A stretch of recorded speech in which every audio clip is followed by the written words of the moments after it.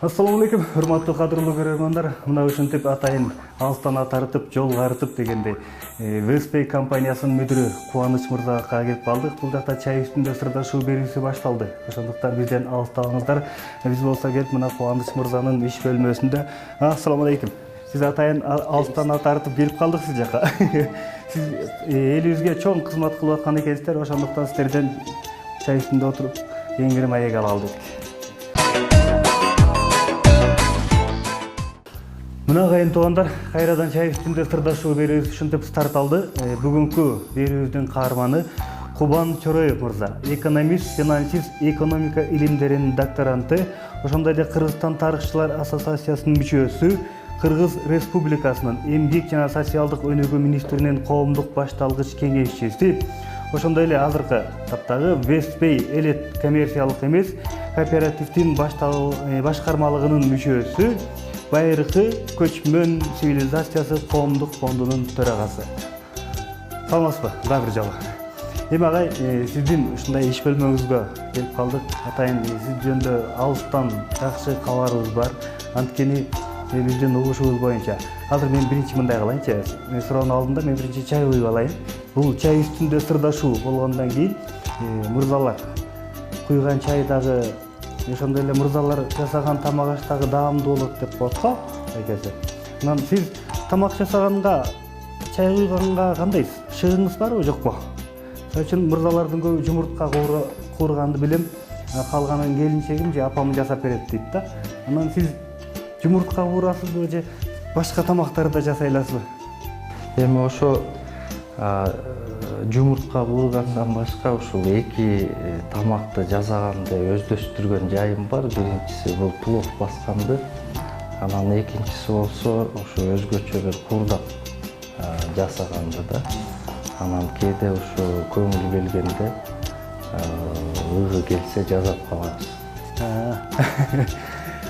Демек, пловду биз мисалы үчүн мындай кылалы, сөздү башынан баштап келели. Өзүңүз кайсыл жерде чоңойгонсуз? Кайсыл жерден уулуу болосуз? Мен өзүм Талас районунда, Талас областынын Талас районунда азыр Көгөй деп аталат биздин айыл, илгери Иван Алексеевка деп аталчу да. Ошол айылда балалык чагым ошол жакта өттү.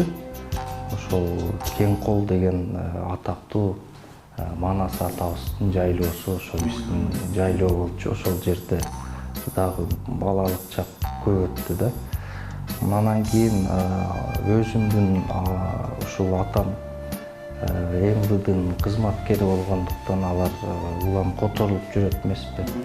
Анан ошо 9-10 классты ушул Бишкек шаарында биз бияка көчүп келип ушул жактан бүтүрдүм да, мектепти дагы.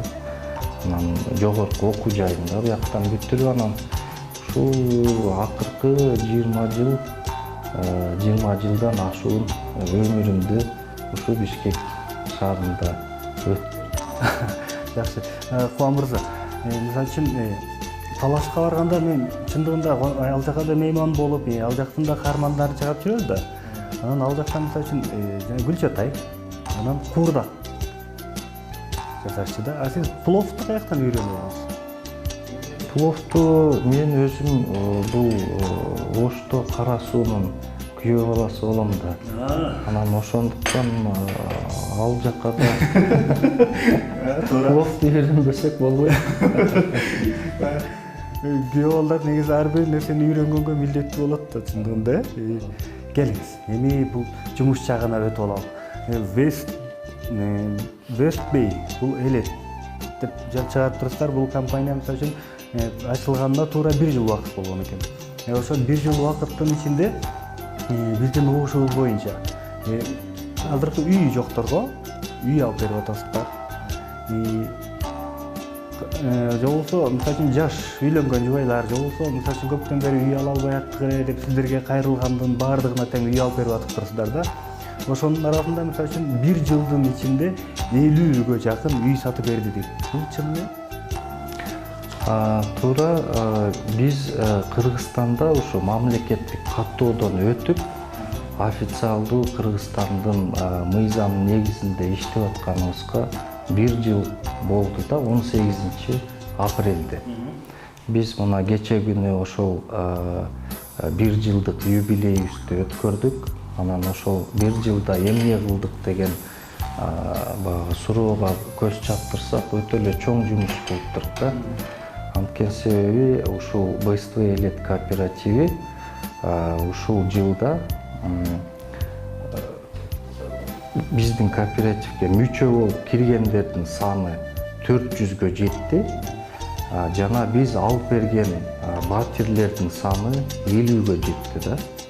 Бул мен ойлойм өтө чоң ийгилик болду да биз үчүн. Анткени бул кооперативдин модели дагы өтө өзгөчө да. Анан мына айта кетсек, биз ушул кооперацияны өтө кеч баштап калдык десек болот да, турак жай кооперациясын.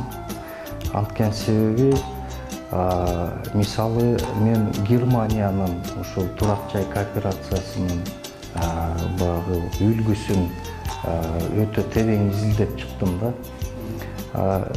Экинчи дүйнөлүк согуш бүткөндө билесиңер да, Германияда бүт чоң чыгарлардын баары кыйрап калган да.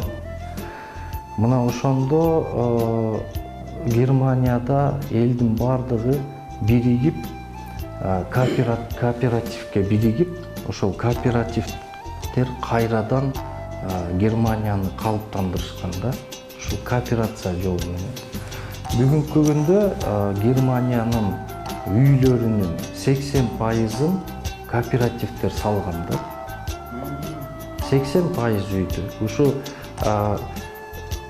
Ошол экинчи дүйнөлүк согуштун бүткөндөн кийин 10 жылдын ичинде Германия ушул кооперация модели менен 13 миллион үй салган да, квартира. Мына ошол модель бүт Европада кеңири таралган. Бириккен Улуттар уюму 2012 жылы ушул кооперация жылы деп жарыялаган. Анткени себеби дүйнөдө ушул кедейчиликти жоюуда жана көптөгөн социалдык маселелерди чечүүдө кооперациянын ролу эбегейсиз да. Мисалга айтканда, Германияда 80 миллион калкы бар. Германия. Ошол 80 миллион жашоочунун 20 миллиону кооперативдердин мүчөсү да. Ар бир 4-чү немис кооперативдин мүчөсү. Анан мындай карап деле көрсөңүздөр, бүттүк Европа мамлекеттеринин арасынан Германияда эң арзан тамак аш. Тамак аштын баасы Германияда Кыргызстанда эле да. Бирок айлыктары бизден 20 эсе көп. Супермаркетине киргиле, нанды алгыла, сүттү алгыла, жумуртканы алгыла, баасын көргүлө. Анан биздин Кыргызстан супермаркетине киргиле, сиз эч кандай баа жагынан өтө айырманы таппайсыз. Эмне үчүн? Анткени себеби Германия ушул кооперацияны өтө бийик деңгээлде өздөштүргөн да. Германияда тамак аштын баардыгын ошол дыйкан чарбалардын баардыгы кооперацияга биригип, тамак ашты бүттүгүн кооперативдер чыгарат да. Экинчиден, Германияда 80% турак жай. Баардыгын кооперативдер салат. Немистин баласы 18-ке чыкты. 18-ке чыккандан кийин ата-энеси аны айтат: "Сен баланча же бул кооперативди танда дагы ошого кир" дейт да. Анткени себеби аларда ушундай практикаланат да. Мисалы, ал 27 жашка чыкканча кооперативге бир 100 евродан, 150 евродан акырын айлыгынын бир 5-10%-ын кооперативге төгө берет. Анан ошол акчасы бир 25-26 жашка чыкканда жетиштүү сумманы түзүп коет паевой фонддо кооперативден. Анан кооператив айтат, ушул шаардан, Германиянын бардык шаарларынан биздин кооперативге тийиштүү курулган үйлөргө кирип жашай бер дейт да. Ошентип немис өкмөтү бардык ушул турак жай проблемасын кооперативтерге өткөрүп берип койгон. Немис өкмөтү кооперативтерди колдойт да. Алар эгерде кооператив 1 миллиард мисалы евро акча паевой фондуна чогултса, анда немис өкмөтү аларга ошонун бир 10-15%-ын премия катары дагы үстүнөн кошуп берет да. Бул ушул кооперация аркылуу жарандардын турак жайга болгон муктаждыгын чечип атканы болот да. Ал эми Кыргызстанда болсо биз ушул Европанын моделин албай, биз Американын моделин алып алдык да. Американын модели бул ипотека. Кыргызстанда 2-3 жол эле бар үй алуунун, туурабы? Биринчиси, эгерде 100% акчаңыз болсо, анда сиз эч кимден сурабайсыз да, барып эле сатып аласыз квартираны. Экинчиси бул мисалы азыр турак жай салышып атпайбы? Ошол компанияларга баягы дольщик болуп кирип алышыңар керек. Бирок аларга деле бир 30-40% биринчи төлөшүңөр керек. Андан кийин бир 2 жылга максимум бир 2 жылдын ичинде төлөп бүтүшүңөр керек да. Бул оор. Буну биздин Кыргызстандын бир 80%дан ашык жашоочулары мындай шарттарды көтөрө албайт да. Анан үчүнчү жол бул ипотека жолу. Бул ошо мен айткан Американын модели да. Бул деген сиз дагы ошол бир 30-40%-ын төгөсүз банкка. Анан банк сизге эгерде банктын талаптарына жооп берген болсоңуз, кирешеңер жетиштүү болсо, баягы банктык тарыхыңар жакшы болсо, анда банк берет же бербейт деген чечимин чыгарып туруп анан берет да. Бирок банктарда бизде Кыргызстанда бир 15-25%-ын тегеректеринде берет да. Бул өтө эле оор да биздин Кыргызстандын жарандары үчүн. Бул да оор бул биздин Кыргызстан жарандарын бир 7-8%-ына ылайыкташтырылган программалар да ипотека.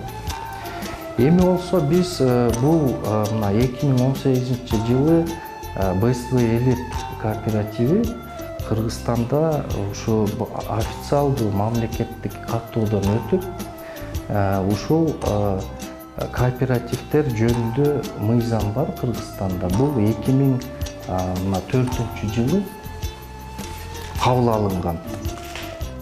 11-июнда номер 70-мыйзамда ошол жерде мыйзамда жазылып турат да.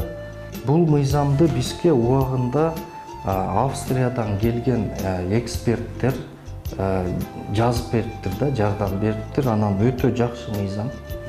Бул мыйзамда мынтип жазылат да: Кыргыз Республикасы кооперативдердин жана алардын мүчөлөрүнүн укуктарынын жана мыйзамдуу кызыкчылыктарынын сакталышын кепилдейт дейт да.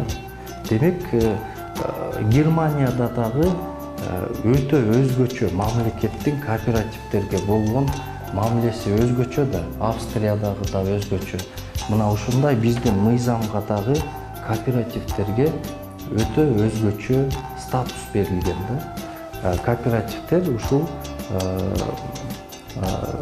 өзгөчө социалдык багы маселелерди чечкен үчүн ушундай статус берилген да. Эми ушунун негизинде биз мамлекеттик каттоодон 18-апрелден өтүп ишибизди алып баратабыз. Азыр кечиресиз, мисалы үчүн сиз кирип атканда өздөрүнүн ичине тыйынын төлөш керек деп атпайбы? Айтып атпайсызбы? Канча төлөш керек мисалы үчүн? Кооперативге кириш үчүн мисалы үчүн ар бир жаран канча төлөп кириш керек? Паспортун алып алып, биринчиден кооперативде эгерде ал жарандын бүгүнкү күндө биз бир гана батирлерди алып берип атабыз да, жер үй эмес, батир.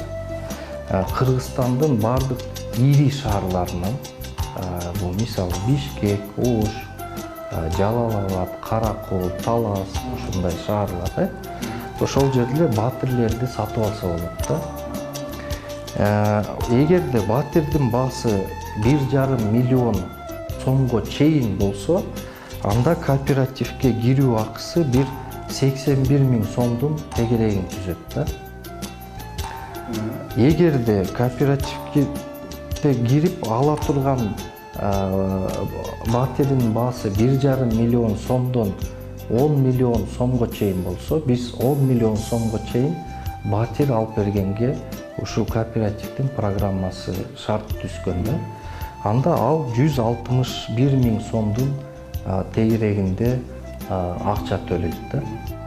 Бул ушул кооперативдин акча кооперативдин өнүктүрүү фондуна төлөнө турган акча, жана бул акча ошол уставда каралган, биздин уставда каралган кооперативдин өнүктүрүү жолдоруна сарпталат. Мындайда эгерде биз мисалы 100 кишини турак жайга муктаж болгон 100 кишини алсак, эгерде алардан сурасак, сен турак жай аласыңбы? Алам дейт. Сенин ушул турак жай алыш үчүн чогулткан акчаң барбы? 35% же 50% акчаң барбы десек, ошол 100 кишинин бизде статистика боюнча 3 эле айтат экен да, бар депчи. Ошол 35 же 50% бар. 3 эле киши 100дөн. Биздин коомдун структурасы. Кечиресиз ушул жерден. Мисалы үчүн 35% жок болсо, мисалы үчүн 20% бар деп коелу. 20%ды мисалы үчүн ошону сиздерге кошуп, жанакы жерге анан акырындан төлөп 35%га жеткирсе болот экен да. Ошол 35 мындайда ошол кооперативдин биздин расчетный счетубуз бар да, банктачы, официалдуу. Ошол расчетный счетту паевой фонд деп коет. Ошол паевой фонд ошол кишилердин квартира алыш үчүн төккөн акчалары да. Ошол паевой фондко кооперативдин мүчөлөрү кооперативге мүчө болуп киргенден кийин төлөмдөрүн жасай берет да. Жана 35%га же 50%га чейин жеткириш керек да төлөмүнчү. Качан гана анын 35%га жеткенде төлөмү, ал кооперативдин квартира алып берүү кезегине турат. Ошол мисалы жанагы 3 кишиники бар дейт да. Мисалы ошол 3 киши 3 миллион сомдон квартира алайын деп атат деп айтайык да мындай. Демек, аларга квартира алып бериш үчүн биздин паевой фондко 3 миллион сом болуш керек, туурабы? Бирок ошол 3 киши кезекке турат.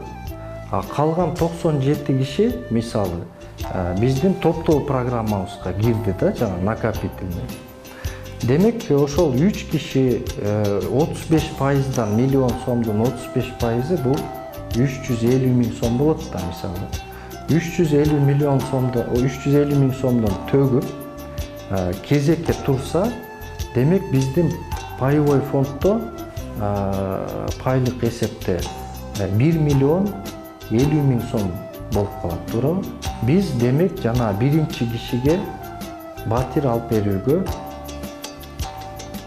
мүмкүнчүлүгүбүз бар, биз ага батир алып берип коебуз да, кооператив. Экинчи айда жанагы 97 киши алар дагы акчаларын төгүп атат да. Мисалы, бизде мындай устав боюнча мындай талап бар да, сен кооперативге киргенден кийин ай сайын жок дегенде минимум 10 000 сомдон паевой фондко өзүңдүн жанагы келечектеги квартираңдын 35% үчүн 10 000 сомдон төгүп турушуң керек да, милдеттенме бар. Демек, ошол 97 киши айына 10 000 сомдон төккөндө бир айда 970 000 сом болот, туурабы? Демек, биз 970 000 жана паевой фонддо дагы 50 000 сом калганда, ошону кошуп экинчи айда жана кезекте турган экинчи кишиге батир алып берип коебуз. Ошондо кооперативге кирген мүчөлөр өздөрүнүн акчаларын проценти жок берип атат да, туурабы? Биз дагы аларга проценти жок каржылап атабыз квартира алганда. Туура, кооператив уюштуруп берип атат. Эми экинчиден, эми кооператив эч нерсе албаса иштей албайт да. Биздин кооперативде төрага иштейт, бухгалтерлар иштейт, юристтер иштейт, администраторлар иштейт. Мына ошолордун айлыктары, биздин офистердин каржыланышы бардыгы ошол мүчөлүк акы менен каржыланат. Ар бир кооперативдин мүчөсү ай сайын мүчөлүк акы төлөш керек да. Мүчөлүк акынын баасы бүгүнкү күндө 2000 сом.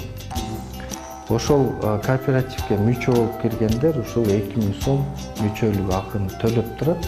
Мына ошол мүчөлүк акы кооперативдин өнүктүрүү фондуна төлөнөт дагы, ошол кооперативдин ишин ошол акы менен каржыланат да. Сиз канча жыл кооперативде мүчө болуп турсаңар, ошончо жыл кооперативге мүчөлүк акы төлөнөсүңөр. Баягы үй ала албай аткан азыркы өзүңүз айткандай Кыргызстанда баягы айлык маяналар аз да. Бул чындыгында өтө чоң жардам болот экен элибизге. Биринчиден. Экинчиден мисалы үчүн жанакы кезекке турат деп атпайсызбы? Кезек менен жазылгандан кийин кимдин акчасы көбүрөөк болсо ал кезекти бузуп кете береби? Бизде кооперативде мындай да, сиз бүгүнкү күндө биздин кооперативдин мисалы кезегинде 79 киши турат да. Сиз эгерде 35%-ын чогултуп төгө турган болсоңор, сиз 80-чи мүчө болуп каласыз да. Демек, сиз бул жерде кооперативдин пайлык фондуна өзүңүздүн 35%-дык үлүшүңүздү төккөндө, сиз ошол кезекте турган биринчи кишиге батир сатып алып берүүгө өзүңүздүн салымыңызды кошуп атасыз, туурабы? Ошондой эле жанагы накопительный программадагылар, жана топтоо программадагы кишилер, алар да ай сайын 10 000 сом болобу, 15 000би, 21 000би, 100 000ден пайлык фондго ай сайын төккөндө дагы алар ошо кезекте турган биринчи кишинин батирин алганга каржыланат. Бул чында сонун экен да. Ал эми туура. Ал эми батир алгандар, мисалы азыр 50 киши батир алды. Бул 50 киши дагы ай сайын төгүп кезек пайлык фондго, кезекте турган биринчи кишиге жетиштүү акча чогултканга жардам берип, ошол кезекти жылдырып атабыз да биз улам сайынчы. Бул жанакы тойдогудай экен да, мисалы үчүн, бул тойго барганда мынча сом алып барсаң, анын тоюн өткөргөндөн кийин ал мен той өткөртүп, ал өзүнүкүн алып келип берет болчу.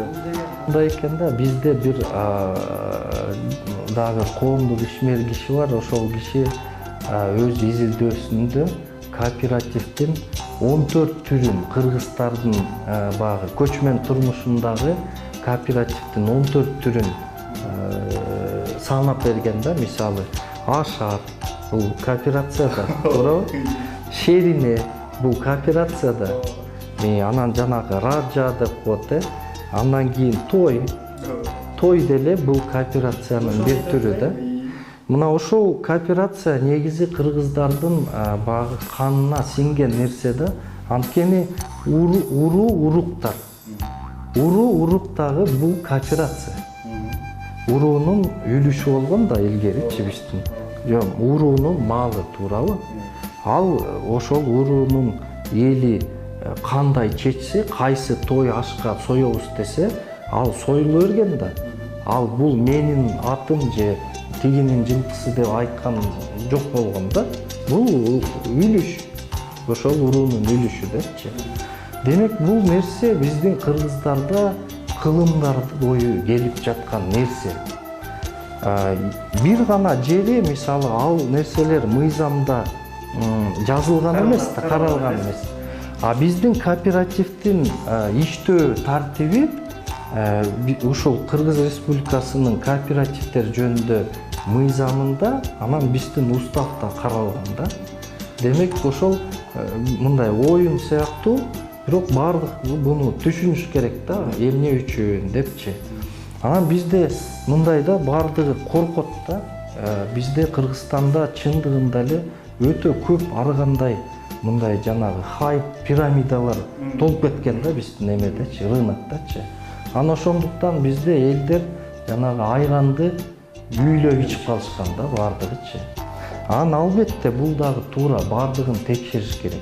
Биринчиден бул кооператив Кыргызстанда мыйзамдуу юстиция министрлигинде катталганбы, анын уставы барбы, ал ошол келген элдер менен келишим түзөбү, түзбөйбү, кандай келишим түзөт, ушул суроолордун бардыгын мына биздин ушу БСТ Элет кооперативи толугу менен жооп берет. Кыргызстан мыйзамына бардыгы да. Анан дагы айтышат да, бул биз төгүп коюп, анан орточо эсеп менен азыр бизде 35%-ын төккөндөр бир 6 айдын аралыгында алышып атат да. Мисалы, мого 50 квартира ушу орточо эсеп менен 6 айдын аралыгында алгандарда. Жанагы 400 киши биригип алып дейли. Ошо 6 айдын ичинде 50 кишиге ушундай үй алып берип коюп турат.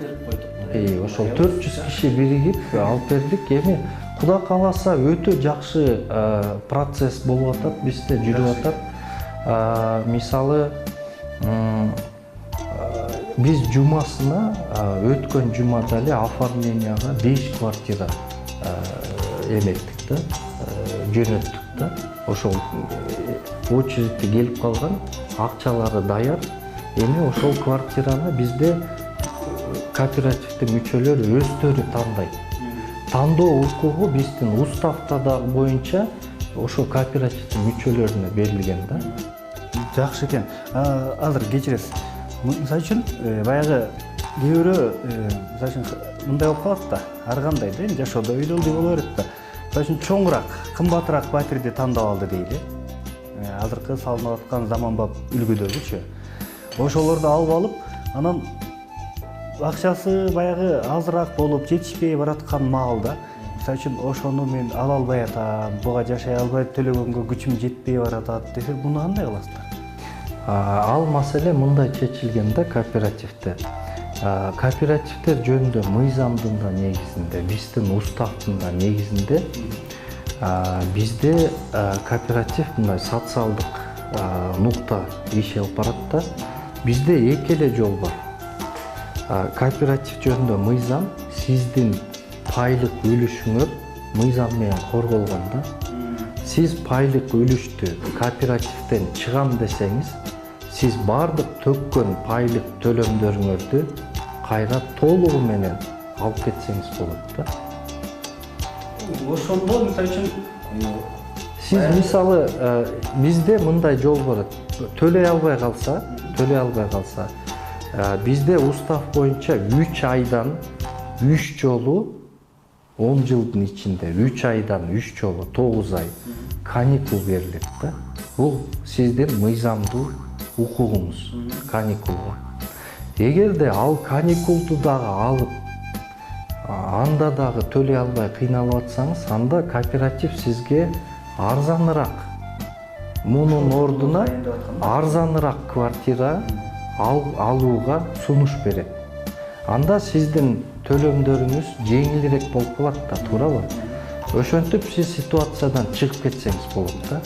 Дагы бир суроо да сизге. Жанагы мисалы үчүн жумушчулар, өзүңүз айткандай бухгалтер, дагы электрик, дагы ушундай жумуш кызматкерлер бар да, жумушчулар. Алардын айлыгын кандай кыласыздар? Мисалы үчүн жанагы өзүнүн болгон үлүшүн алып чыгып кетет да. Ал жактыкын кармай аласыздарбы, тиги жумушчулардыкын өзүнчө же толук эле берип коесуздарбы? Ооба, бизде жанагы экиге бөлүнөт да. Пайлык, ошол квартирасы үчүн деген төлөм. Анан мүчөлүк акы. Мүчөлүк акы деген бул кооперативдин өнүктүрүү фондуна төлөнүп атат да. Булар кайтарылбайт да. Анткени себеби бул айлыкка кетип атат да кооперативдин иштешине. Мындан жакшы жол бар экен сиздерде, мисалы үчүн. Атайын ошол сиздердин кооперативге киргенден кийин эс алмай жок экен. Чындыгында чарчабаш керек экен. Колдон келишинче баягы өзүңдүн милдетиңди алып аткарып, талыкпай иштегенге аракет кылыш керек экен. Анткени ошол мисалы үчүн баягы кыргызда бекеринен үй деп айтылган эмес да. үй аласың, анан ошо үйдүн ичине баары бир тең топтой берип, чогулта берип, анан үйөсүң, анан үй болот депчи. Ошол сыяктуу мисалы үчүн үйдү алгандан кийин жөн эле жатып калганга болбойт экен. Бул чындыгында баягы кыргызды дагы бир жалкоолуктан чыгарган жакшы жол экен да. Маселе мындайды болуп атат да, Кыргызстанда бүгүнкү күндө турак жай фондунун дефицити 30 миллион квадратты түзөт да. 30 миллион квадрат. Бул деген эгерде биздин нормативдер менен алганда бир 1,5 миллион кишиге бүгүнкү күндө турак жай жетишпейт дегенди билдирет да. Мисалы, жыл сайын бизде мына каттоо кызматы үйлөнүүлөрдү бир 50 миңге жакын жаңы үй бүлөлөрдү каттайт да, биздин каттоо кызматы.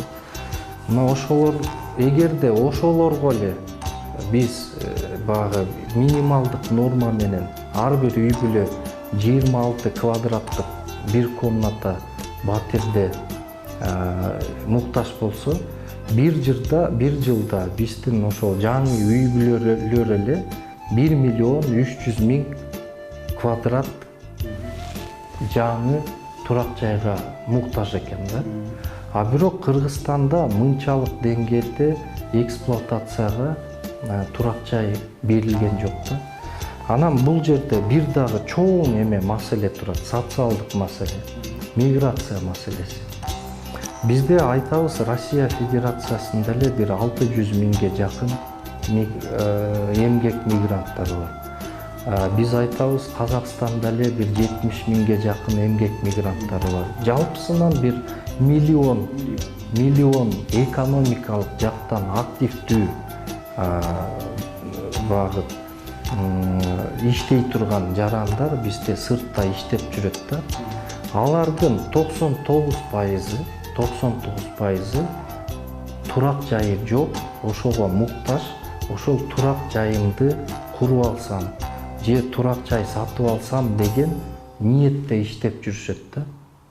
Экинчиден, бизде ушундай баягы утечка мозгов болуп атат да. Жаштар билим алып, таалим алып дагы кетишип атат да. Билим дагы Кыргызстандан кетип калып атат. Анын себеби эмнеде? Жаштарда батирлери жок. Эми бул модель менен эгер иштеген жаштар жок дегенде бир 15-20 миң сом айлык алып тапкан жаштар ушул модель менен бир 3 жыл, 4 жыл чогултса, жок дегенде бир комнаталуу батирлүү болуп калат экен да. Мен жана айтып өтпөдүмбү, Германияда 18-ке чыкты бала. Бул чындыгында аябай Кыргызстанга чоң кубанычтуу кабар экен. Анткени сиздердин ушул алып келип атайын бул мисалы үчүн немистер Германияда жөн калк эмес да. Алардын ошо баштап, анан ошолордон алып келген үлгү бул чындыгында биздин Кыргызстанга дагы аябай чоң жардам болот деген ишеничтемин. Анан бул жакта сиз жана башында айтып өткөндөй биздин көрүүчүлөрүбүзгөчө байыркы көчмөн цивилизация коомдунун төрагасы. Бул кыргыз эл санжырасы дейт да. Бунда мисалы үчүн эмнелер камтылган?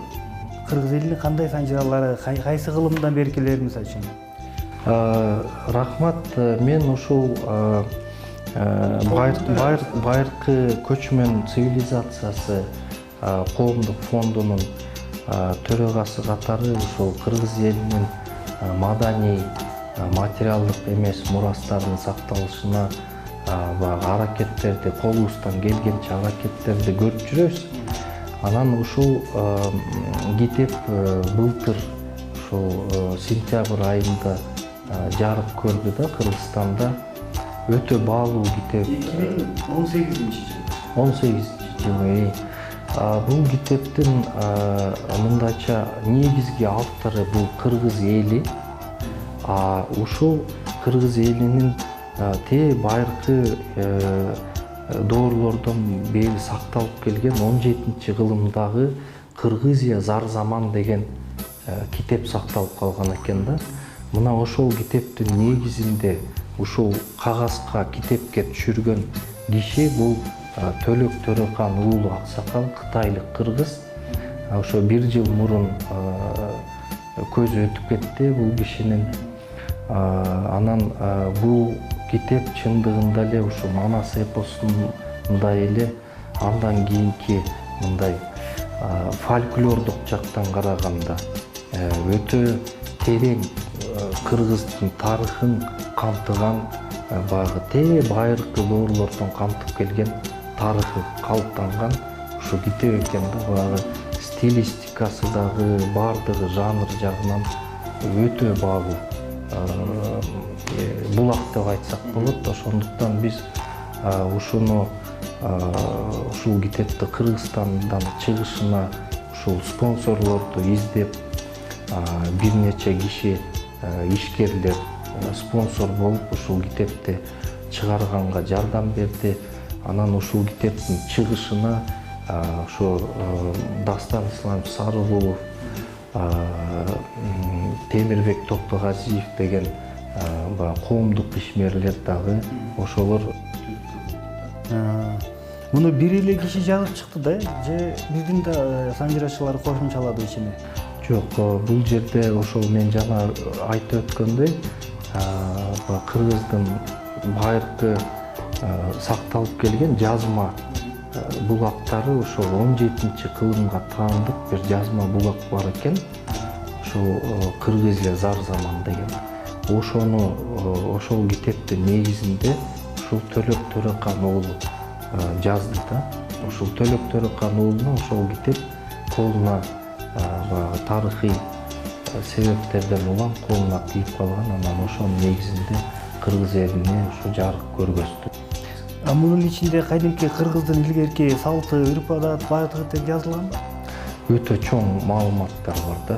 Мисалы, мен бир эле мисал айтайын. Кыргыздын багы эркектер, эрлери өзүнүн түгөйлөрүн, мисалы, маралым, маралдайым деп айтат го. Же биз кыргыздарда бир аз туура эмес, буг эне деп айтып койгонбуз да. Негизи марал эне деп айтыш керек да. Марал деген бугунун ургачысы да. Анан ошол биздин кыргыздын түп атасы болгон Ыстан деген атабыз болгон экен да. Ошонун эмеси түгөйү энебиздин аты Маралдай болгон экен да. Ошондон кийин багы менин маралым деп кыргыздар ушул түгөйлөрүн айтып калган экен, эркелетип. Же мисалы мындай айтылат да, тууган деп айтабыз, туура биз тууган деп. Бул тууган деген сөз кайдан чыккан? Бизге белгисиз да, туура. Бул жерде кыргыздардын байыркы доорлордо бир ханы болгон экен. Ошол хан өзүнүн бир тууганын курултайга чакырса келбей коет да. Багы кастык кылып эметип келбей коет да. Анан ошол себептүү аны кан көтөрүп аткан күнү дагы келбегендиктен ошол бир тууганын эмеди мууздатып, ошонун канына эмени салып тууну. Анан кийин ошо тууну көтөргөн экен да.